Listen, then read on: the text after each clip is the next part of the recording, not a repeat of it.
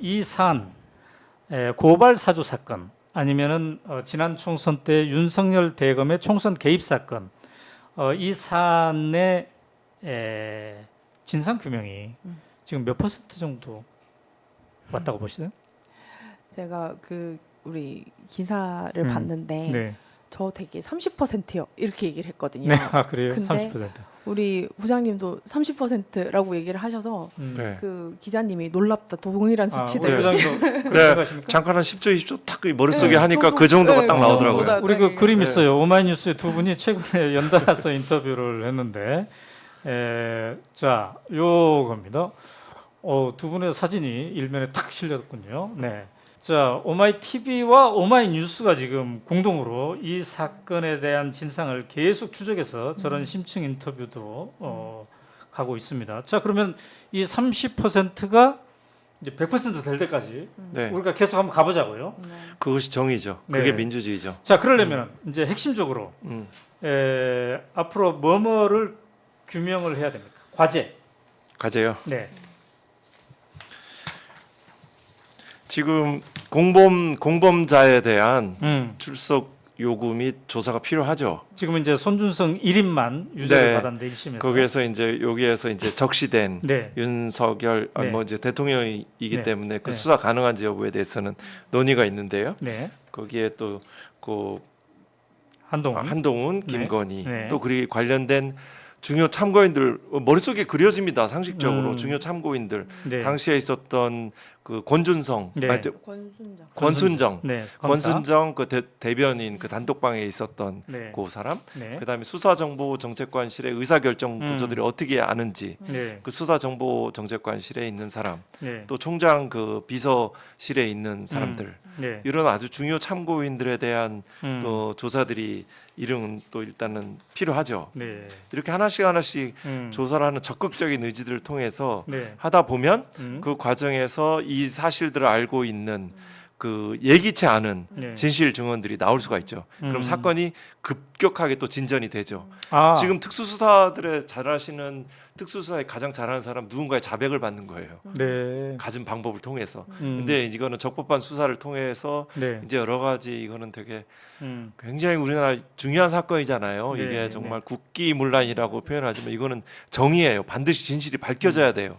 그러면 이 사건에 대해서 네. 강한 이제 적극적인 수사들이 있으면 그래요. 그런 밝혀지라고 봅니다. 우리 네. 그 오마이뉴스 이병환 기자와 인터뷰에서 그런 얘기를 했네요. 생각보다 빠르게 진실이 밝혀질 수도 있다. 역사라는 게 아주 우연적인 일로도 이루어질 수 있다. 네, 이 의미가 뭡니까? 그게 이제 한나 아렌트의 이제 네. 거기 이제 전취제의 기원을 쓰신 분들인데요. 네. 지금 이제 저는 지난주부터 검찰 독재라고 네. 제가 스스로 이렇게 생각했어요. 왜냐하면 독재라는 것은 뭐는 어떤 특정한 개인과 이익과 특정한 개인과 집단의 이익을 위해서 그걸 하기 위해서 온 세상과 온 사람들을 겁박하는 거예요. 아. 그것이 독재예요. 뭐 단순하게 뭐 요직을 뭐 독차지하는 것들은 이제 표현으로 현상되지만 네. 그럼 이건 독재가 맞다. 검찰 독재다. 네. 이제 그런데 그것들은 이제 전체주의라고도 표현하는데요. 네. 전체주의를 이겨내는 방법은 그 히틀러에서 나치 정권 하에서 한나 아렌트는 이렇게 봤어요. 네. 그 탄생성과 복수성, 진실을 얘기하는 수많은 사람들이 네. 이 탄생하고 새롭게 나타나고 네. 그 복수의 플루럴리티에서 많은 사람들이 생겨남으로 해서 이 전체주의를 극복해 간다고 표현했죠. 네. 그래요. 저는 네. 이 사건 그 조사할 때도 그렇고 음. 제가 그랬어요. 제가 포기 안 하면 밝혀질 거다. 네. 그리고 두 번째는 네. 제가 시간이 많을까요? 윤석열 시간이 많을까요? 이렇게 얘기를 했어요. 왜냐하면 네.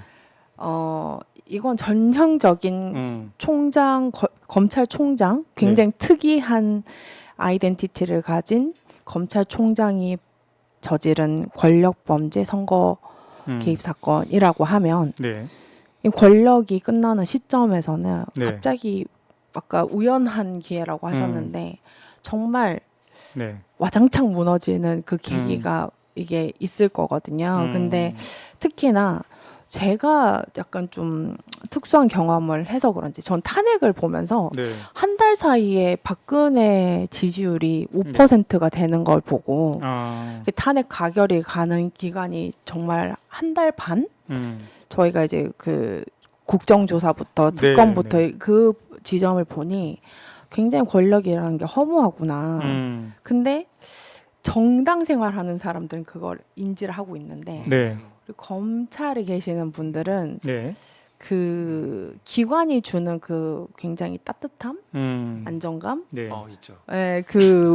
그게 영속될 거다라는 그런 기대감이 있으신 것 같아요. 네, 네, 네. 그래서 그조차도 얼마든지 국민의 의지와 정의 실현으로 시정이 될 수 있는 거다라고 저는 반드시 기록되어야 된다고 생각합니다. 네. 어쨌든 조성은 씨는 이제 이 사안을 앞으로도 계속적으로 추적할 것이다. 전 10년도 할 건데요. 10년. 네, 10년이건 20년이건 최종적으로 밝혀질 네. 때까지. 근데 아까 한동수 부장님께서 생각보다 빠르게 진실이 네. 드러날 수도 있다라고 했는데 혹시 말이죠. 네. 김웅 의원이 양심 선언을 할 가능성은? 양심 있으실까요? 있는 분이 양심 선언을 하시는데 저는 굉장히 이제 그분의 언어가 굉장히 비겁하다고 봤어요. 그동안의 재판정이나 네, 그동안에 사실 그분이 쓰신 글에 비해서 너무 네. 형편없는 말씀을 많이 하셔가지고 네. 제가 굳이 비난을 하기조차 창피한 소리를 하니까 저는 네. 그냥 무시를 하는 게 맞다라는 네. 생각을 하고 있거든요. 네. 어떻게 보면 중요한 증언자가 될 수도 있는 사람이지만 네. 그 증언자를 굴복시키기에는 두 가지 방법이 있죠. 네. 그 사람이 스스로 정의로워지길 바라거나 네. 아니 그 사람을 굴복시키거나. 네. 저는 전자에서는 많이 벗어났다고 이미 생각을 합니다. 그래서 이 굴복을 시키는 방법에서는 저분 하나로 갑자기 굴복되진 않을 거예요. 갑자기 많은 사람들이 굴복을 할 겁니다. 네. 그 순간은 우리 부장님 말씀하셨듯이 네. 늦지 않게 온다고 봐요. 네. 그리고 손준성 검사가 더 전모를 많이 알고 있을까요? 아니면 김웅 의원이 전모를 더 많이 알고 있을까요?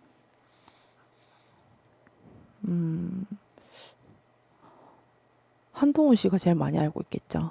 아, 한동훈 씨가. 네. 한동훈 씨가 전 제일 많이 알고 있다고 생각합니다. 그렇게 생각하는 이유는? 저는 아직도 네. 그 고발장이 자기 이름 왜 적혀 있는지를 답을 안 하시는 게 의아해요. 왜냐하면 네. 그 제가 요번 연휴 때 네. 그 7시간 37분 다시 들어봤거든요. 네. 그래서 제가 검사님한테 여쭤요. 그 피해자라고 네. 적시돼도 조사를 받을 수 있는데 네. 피해자 조사도 있고 그게 허위 사실포이면 허위인지도 확인을 해야 되니까 네.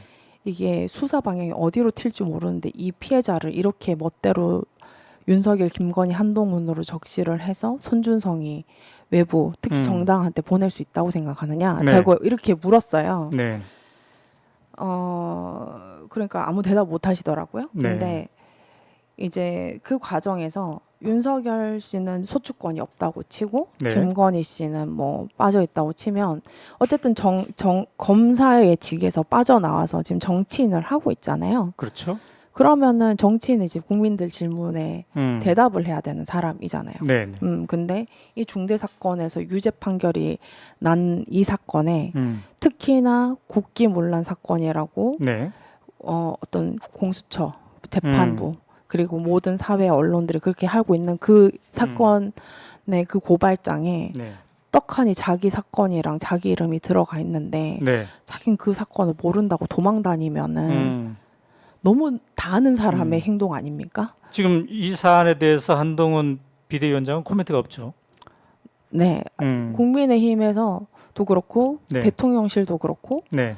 고발 사주 곧잘 안 꺼내더라고요. 그래요. 저는 그래서 그 부분이 이 고발사주 사건의 이 정부의 정통성, 네. 정당성과 관련된 아주 핵심적인 부분이고 맞습니다. 그렇기 때문에 의도적으로 이거를 이 판결 선고에도 이슈화시키지 않고 외면하고 있다라고 보고요. 아하. 지금 말씀드린 대로 이건 상식을 가진 사람, 음. 재판의 기준은 상식이에요. 네. 상식을 의심하게 만드는 음. 이 세상 여론들은 불합리한 거죠. 네. 이 사람들을 의심하지 않고 상식에 따라 공범은 누구인가. 저는 현재의 기록만으로도 네.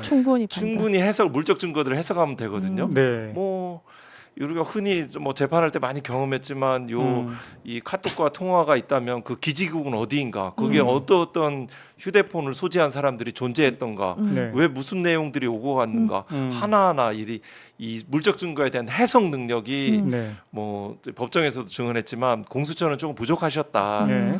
그래서 재판부는 이 정도 간접 정황 사실이면 충분합니다. 안심하시고 확신을 가져도 됩니다라는 네. 취지로 제가 특수한 맞아요. 경험칙도 네. 말씀드렸던 것 같아요. 그래요. 음. 자, 그렇다면은 지난번에 추미애 전 장관이 이 자리에 나와가지고 고발 사주권은 지금 김건희의 디올백 문제보다 1만 배 더 폭발력이 있다.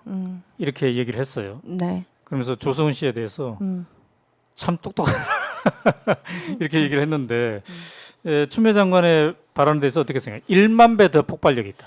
저는 그런 거라고 생각을 해요. 네. 제가 네. 이 사건을 왜 했느냐 했을 때 제가 곰곰이 생각을 했을 때도 이거는 제가 뭐 국민의힘에서 윤석열 검찰총장 네. 또 반대로 뭐 김호수 혹은 이원석 검찰총장 민주당 이 어떤 정당과 앞으로 어떤 검찰총장이 네. 이런 짓을 다시는 하면 안 된다는 확신이 섰기 때문에 저는 한 거예요. 이거는 제가 어떤 정치색을 갖고 있지 않기 때문에 네. 해야 된다고 생각을 했고 네. 그리고 더더군다나 그 어떤 정치색을 갖지 않아야 된다는 또 제가 생각을 하고 있고 근데 이제 뭐 저를 높이 평가해 주신 거 너무 감사하지만 네. 김건희 씨의 디올백 사건도 국기문란의 행위 중에 하나죠. 그거는 너무 전 세계적으로 창피한 일인 거는 맞아요. 그렇지만 뭐 사치품을 하나 받았다고 그 철없는 행동들은 네. 욕하고 지나갈 수 있지만 이 대검찰청의 어떤 총선 개입 의지만 있다면 네. 정당과 언제든지 결탁을 할 수 있고 접수가 됐는지만 불분명하게 만들면 네. 언제든지 그걸 실현을 가능시켜도 공직선거법 무죄로 빠져나올 수 있고 네. 그런 행위들이 누적이 된다면 네. 그게 이제 헌법적인 가치들이 무너지는 네. 계기가 되죠. 그래서 이거는 갈수록 중요해질 겁니다. 갈수록 그래요. 중요하고 그리고 제가 재판부에 그 증거를 추가적으로 제출할 때 네. 의견서를 냈는데요. 제가 그렇게 의견서의 말미에 뭐라고 적었냐면